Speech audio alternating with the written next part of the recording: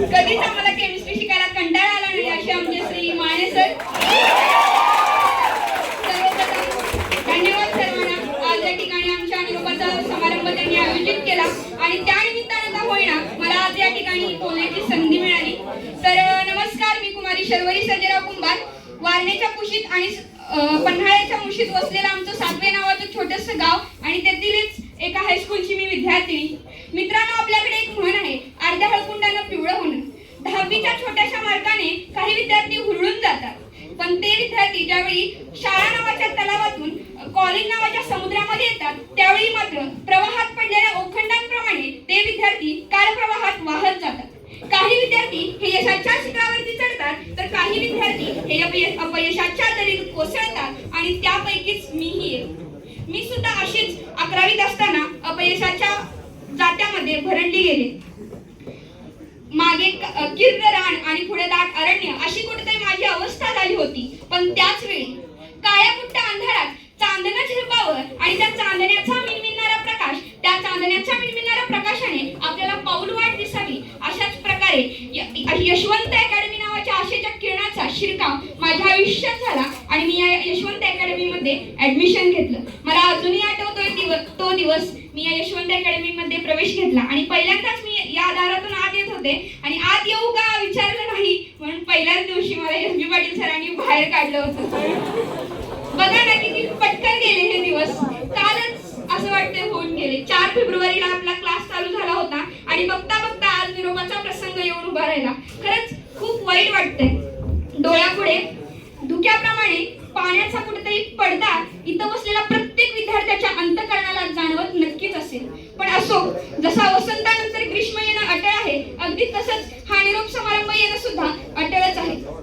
पण या क्लासमुळे माझ्यातील आत्मविश्वासाच्या जलस्रोताला नक्कीच उगम पावला, हे मी आज आवर्जून या ठिकाणी बोलेन.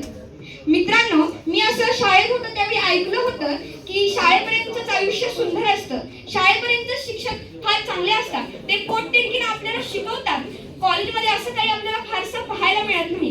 परंतु मी ज्यावेळी काशीद सरांचं टीचिंग बघितलं त्यावेळी खरं तर हे सपशेल विचार खोटे ठरले. काशीद सर आपल्या यशवंत अकॅडमीचा बुलंद आवाज.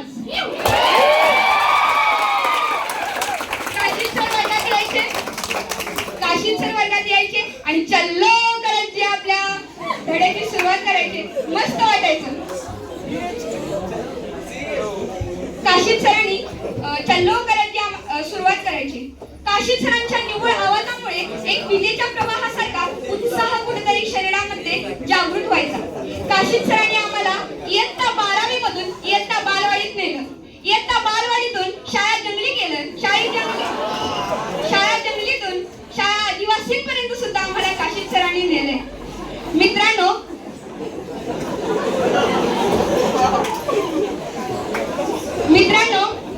आपल्या सर्वांना चंदन नक्कीच माहित आहे. चंदनाकडे एक विशिष्ट गुणधर्म आहे. चंदन हा स्वतः झिजतो मात्र इतरांना सुगंधित करतो. आणि मला असं वाटतंय Kashid sir is also Chandan of the Yashwant academy.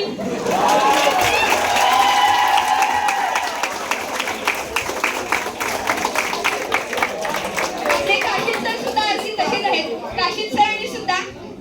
Kashid sir सुद्धा चंदनाप्रमाणे स्वतः रात्रंदिवस आपल्यासाठी झिजतात आणि त्यांच्या कार्याचा आणि ज्ञानाच्या सुगंधाने या यशवंत अकॅडमीला सुगंधित करून टाकतात. मित्रांनो, एक धातूचा तुकडा ज्यावेळी लोहाराच्या हाती जातो त्यावेळी खरं तर त्याची एक लोखंडाची वस्तू बनते.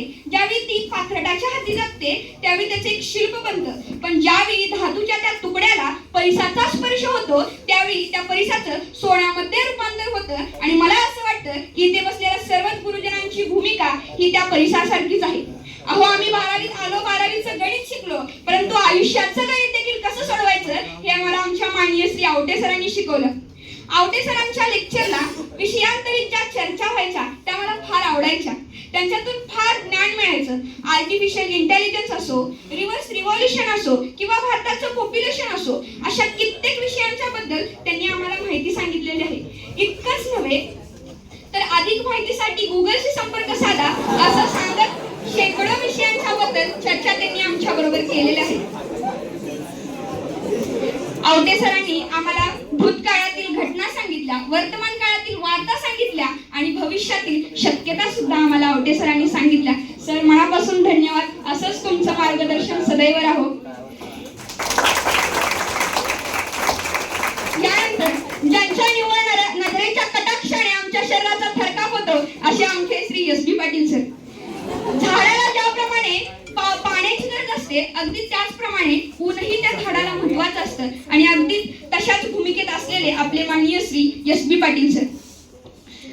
एस.बी. पाटील सर म्हणजे ज्ञानाचा अथांग महासागर. कोणीही यावं आणि ज्ञानाची घागर भरून घेऊन जावं.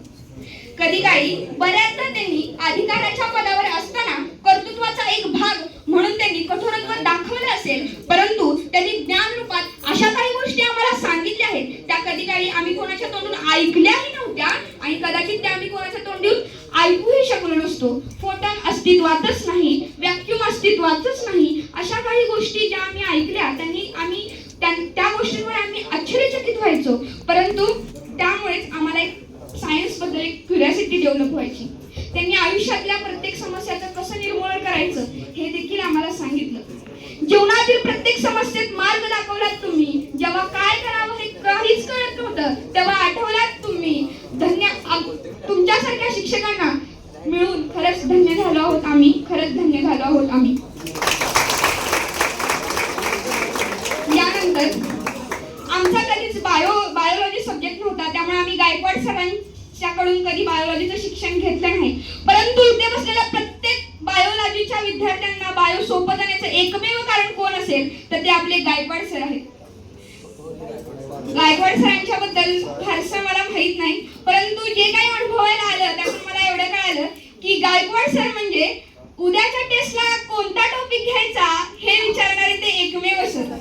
प्रत्येकाला बाळ करत प्रत्येक विद्यार्थ्याला किंवा विद्यार्थिनीला आपल्या मुलाप्रमाणे मुलींप्रमाणे त्यांनी ट्रीट केलं.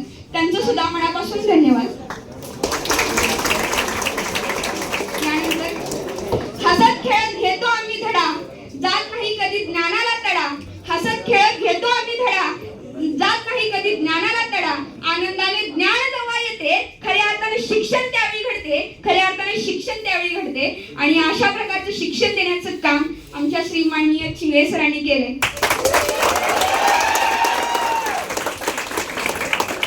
चिंगळे सरांच्याच मुळे माझ्या फिजिक्स या विषयामध्ये नवचैतन्य निर्माण झाले.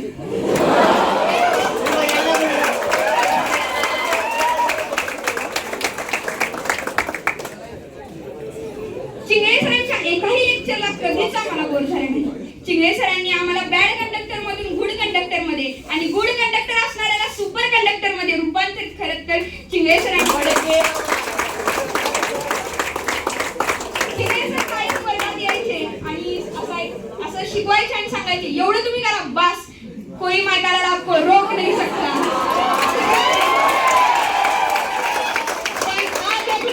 मला नक्कीच सांगायला आवडेल की सर तुमचं फिजिक्स टीचिंग एवढं जबरदस्त आहे की आपको भी कोई माताला रोक नाही सकता.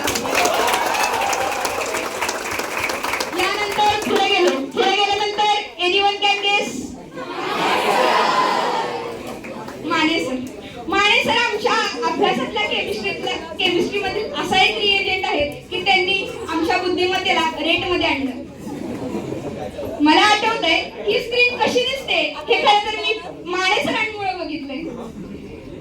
असं म्हणतात की ज्यावेळी शिकणं आणि शिकवणं एकत्र येतं त्यावेळी शिक्षणाचं सार्थक घडतं आणि अशा प्रकारचं शिक्षण देण्याचं काम आमच्या माने सरांनी केलंय.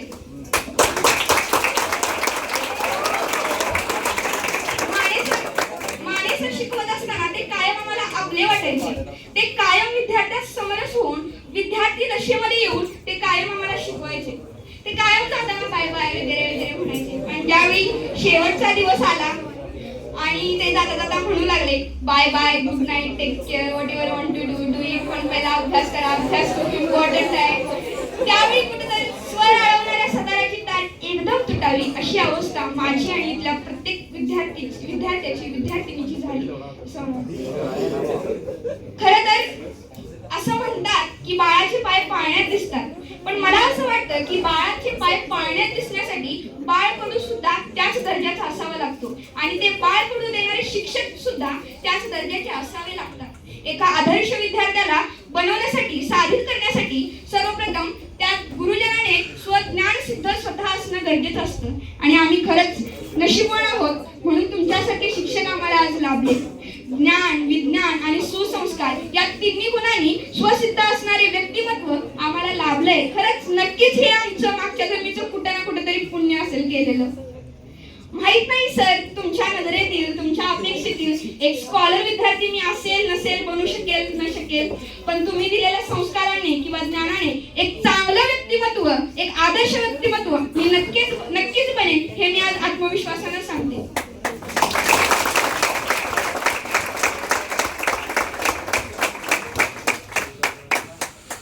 मला इथं असलेला सगळ्यांचा उल्लेख करावासा वाटतोय. आणि सरांच्याबद्दल बोलायचं झालं तर आम्ही त्यांनी प्रत्येक टेस्टला काशीद सरांच्या पेक्षा, एस.बी. पाटील सरांच्या पेक्षा सुद्धा ते स्ट्रिक्ट वाटायचे आम्हाला प्रत्येक टेस्टला.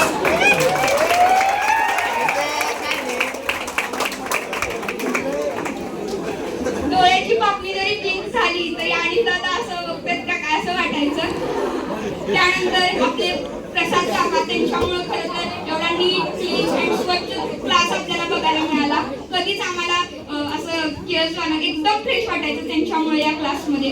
नंतर मी आमच्या मैत्रीचा पूर्णपणे आज या ठिकाणी उल्लेख करेन.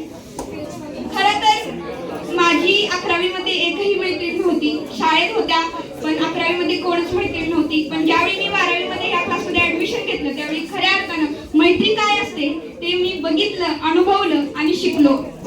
मी अशा पहिल्यांदा मुली बघितल्या आहेत. मुलं काही निस्वार्थी असतातच बऱ्यापैकी, पण जरा मुलींच्यात कुठेतरी जेलसी असते. पण मी अशा पहिल्यांदा मुली बघितल्या आहेत की त्या फार हुशार आहेत पण डाऊन टू अर्थ आहेत. अशा मला मुली इथं बघायला मिळाल्या. खरंच खूप धन्यवाद. त्यांच्याकडून खूप काही शिकायला मिळालं. प्रत्येक धर्माची माहिती मिळाली, धर्मामध्ये असणाऱ्या जातींची माहिती मिळाली, त्या जातींमधील रूढी, परंपरा, उपास, तापास यांच्याबद्दल माहिती मिळाली.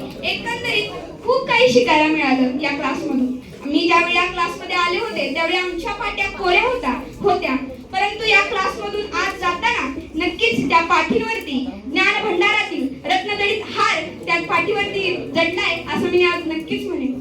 अहो, बोलायला गेलं तर खूप काही आहे.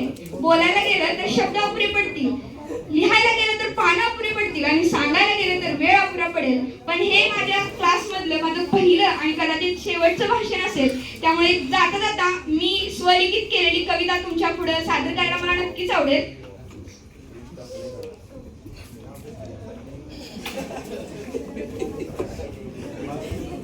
आज क्लासचा निरोपाचा दिवस. का कुणास ठाऊक फेब्रुवारी मध्ये असणाऱ्या परीक्षेच्या चिंतेपेक्षा क्लास सोडून जाण्याची चिंता मनाला विळखा घालून बसली आहे. का कुणास ठाऊक वर्षभरात केलेल्या उच्चापती फ्लॅशबॅक प्रमाणे डोळ्यापुढे क्षणार्धात येत आहेत. का कुणास ठाऊक क्लासमध्ये आलेला तो पहिला दिवस आणि एस.बी. पाटील सरांचा खाल्लेला तो ओरडा डोळ्यापुढून जातच नाही. का कुणास ठाऊक काशीद सरांच्या त्या ऑर्गॅनिकच्या रिॲक्शन पुन्हा शिकाव्याशा वाटतात. का कुणास ठाऊक आवटे सरांचे ते चिक्कार गणित आज पुण्याने सोडवू वाटतात. का कुणास ठाऊक चिगळे सरांचे ते जोक आज पुण्याने ऐकावेसे वाटतात. 11वीत असताना 11वीचं बायोलॉजी बघता आम्ही बायो काढून टाकला, परंतु का कुणास ठाऊक आज पुन्हा 12वीत यावं आणि बायोलॉजी घ्यावा आणि गायकवाड सरांच्याकडून तो शिकावा असं मला वाटतं. का कुणास ठाऊक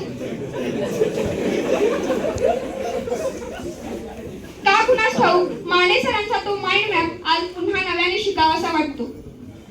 लेक्चर मध्ये असताना 9:30 वाजले की कधी एकदा घड्याळ पळतंय असं वाटायचं, पण का कुणास ठाऊक आज तेच घड्याळ आज ह्याच ठिकाणी असंच थांबावं असं वाटतंय. क्लासचा जिना चढून क्लासची लिफ्ट ओपन असती तर बरं झालं असतं असं वाटायचं, पण का कुणास ठाऊक आज आमचं डिग्रीचं लास्टच्या मजल्यावर का होईना आमच्या डिग्रीचं कॉलेज इथंच असतं तर बरं झालं असतं असं वाटतं. वास्तवाचा विचार केला तर हीच 2 वर्ष बघता बघता गेली, परंतु भूतकाळाकडे डोकावून पाहिलं की का कुणास ठाऊक असं वाटतं की हीच 2 वर्ष कालच होऊन गेली. असो, घेतलेला श्वास हा तर सोडावाच लागतो, परंतु हा क्लास नक्कीच आमच्यासाठी मंदिरासम पवित्र असेल आणि येथील शिक्षक हे देवासम श्रेष्ठ असतील. तुम्ही आमच्याप्रती केलेला अपार कष्ट नाही, आम्ही कधी नापास होणार नाहीच मुळात. पण चिंगळे सर म्हणतात तसे यदा कदाचित झालोच नापास तर नक्कीच आम्ही या यशवंत अकॅडमीमध्ये ऍडमिशन घेऊन पुन्हा